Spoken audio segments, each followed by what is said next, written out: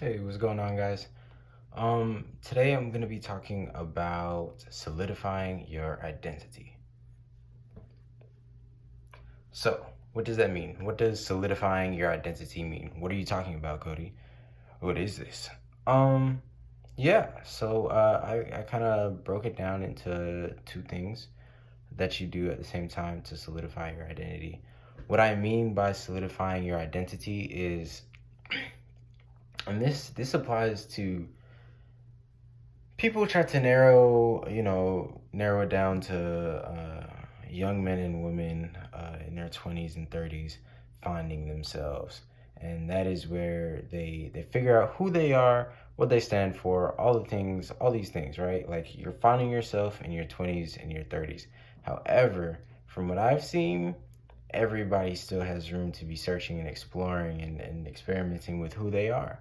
And in that process of people finding who they are and changing and going through life as it is, a cycle of change, people often lose themselves. And I use that term very loosely because sometimes people think they lose themselves when really they're just changing. And who they were yesterday is no longer who they are today.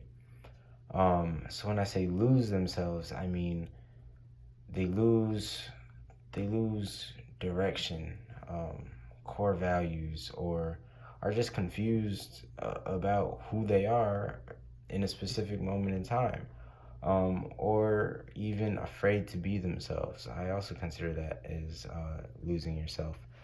It's because you have so far detached from who you feel you truly are that you feel like you can't even be yourself anymore. You go and look in the mirror and you don't even recognize or accept the face that you see back at you. So by solidifying your identity, you're you're solidifying who you are. And that doesn't mean I am this and only this and I can never change and there's no variability. That's actually the exact opposite. But who you are is, how I see it, is this is the person at your core. This is the personality that you take with you through life. Um, this is, and whatever else comes from that is a consequence of that core personality. So if I am a person that, okay, I'll speak on the person I am. I am a person that values freedom. I value a tight family structure. I value I value love in the sense that love is given and not to be earned or requested or begged for. That love is to be given. Um, I value freedom. I At the baseline of everything I do, it always comes down to how free can you be with this? How free can you be with yourself? So these are the things that I value, and everything else that I do as a result of being myself will relate to those core values. So that is my identity. I am a person that loves animals. Um, I love to learn about the mind. These are parts of my core identity, and everything that stems from that, good or bad, is a result of that core identity. So now that you get what I mean by solidifying your identity, let's go into how I believe you can do that. So, at least the way I've done it, which has been such an amazing journey, right? Because I'm still on it and I'm loving it. Because, so check this out. I had to learn how to solidify my identity. If not, I was going to completely fall apart. I was already falling completely apart. Like, one thing that I've understood is that chaos is a necessity in life. Chaos cannot be avoided in life. Chaos is a part of human nature, and it is universal law. However, it is easy to succumb to chaos and only view that as what life is, rather than a part of life. Life is not chaos in and of itself. So I was going through very chaotic things. We're all always going through very chaotic things, right? And I was stuck in a place where I thought that I would be in the eye of the storm forever and that there would be no peace, right? That the chaos had consumed my life. I'm only 21 years old. So you can imagine that this is a very heavy feeling to have. If you feel like your life is going to be consumed by chaos for the rest of your life and you're only 19 years old, then that makes an outlook on life very pessimistic. It makes you afraid to live life, and ultimately it makes you afraid to be yourself, because in order to really live life, you have to be yourself, or else you'll be living the life of others. So what I have found to really find out who I am, right? And I think that this is how people do it on many different levels, is expression. When you express yourself and truly express yourself, the good, the bad, the ugly, the beautiful, when you express every part of yourself, you get to see all of your faces. You get to interact with all of your different sides, all of your variability, all of your faces. I want to stick with faces. Is you get to interact with the different faces of yourself. You get to see yourself for who you are, across the board, because you expressed yourself. You put it out for yourself to see. So this can be done through drawing, through writing, through painting, through making music, through compiling music, through speaking, through work, through writing, through reading. I think I already said writing. Through making things, through teaching, through there's so many ways to express yourself, and the one that satisfies you is individual to you. So for me, I started off as writing. So if you look around my room, you'll notice there's writing all over the wall. There's writing everywhere. There's writing literally on the walls. And that for me is powerful. That for me allows me to say everything I want to say. And when I can't think of words, I draw. Am I by any means an artist? No. But allowing yourself to just draw and get it out, that for me is fulfilling and allows me to express myself. And when I walk around my room, it's like a tour around a museum of my mind.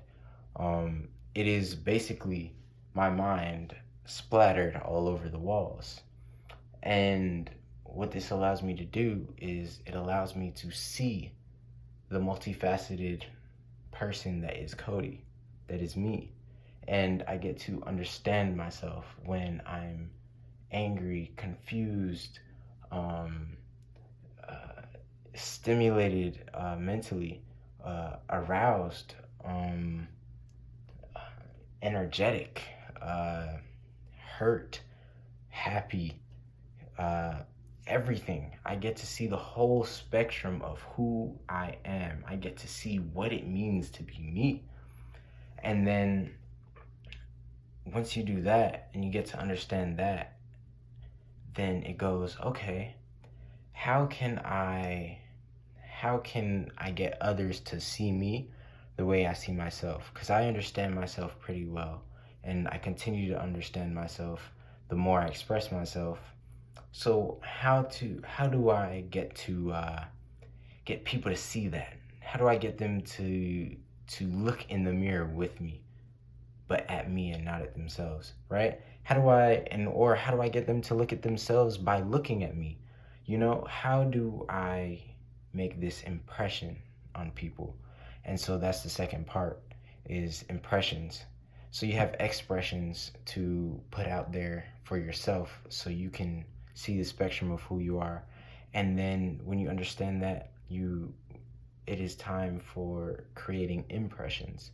So this is when people talk about what's your first impression, is when you meet somebody for the first time and you're interacting with them and communicating with them and engaging with them, is how do they feel? How do they view you after they leave that conversation? How do they view you during that conversation? And, how are you portraying yourself? And so that is the idea of impression. So I take all of this information. I can see myself for all of this flaws and I don't know what I would call the opposite, flaws, assets. Yeah. So I can take all of that and use that as data, basically, so that when I am interacting with people, when you fully understand yourself, or when you're on the path to fully understanding yourself, because you never really fully understand yourself because you're always changing, so you're always having to learn about yourself. But making impressions is allowing people to is creating an identity for people to see for you. And this can be used for good or bad. I mean, people create a fake impression of themselves all the time, but people that create genuine impressions of themselves, when people make genuine, like, this is who I am and I'd like you to see me the way I see me, those are people that tend to be powerful, influential, and impactful in a multitude of ways. And I think it is that way because they have solidified an identity for themselves. They have solidified it with themselves through expression, and they have solidified that identity with others through impressions. So that's my take on how a person goes about solidifying their identity. If you're feeling lost or confused about, who you are, what you want to do, or what you should do, listen to yourself. And if you can't hear it, then express yourself so that you can start to hear it. You can see it, you can feel it, you can touch it. If you express yourself, you'll allow yourself to understand yourself more. I use the word yourself a lot, but that's what this is. It's all you. So express yourself, study yourself, and impress yourself. Yeah, I hope you guys enjoyed this little bit of content. Just some thoughts that have been on my mind that I want to share with you, because understanding these and applying these principles have really gotten me out of dark places and allowed me to stay in light places, because of just practicing these principles of just allowing you to be you, and securing that, not just being occasionally you, but being you all the time.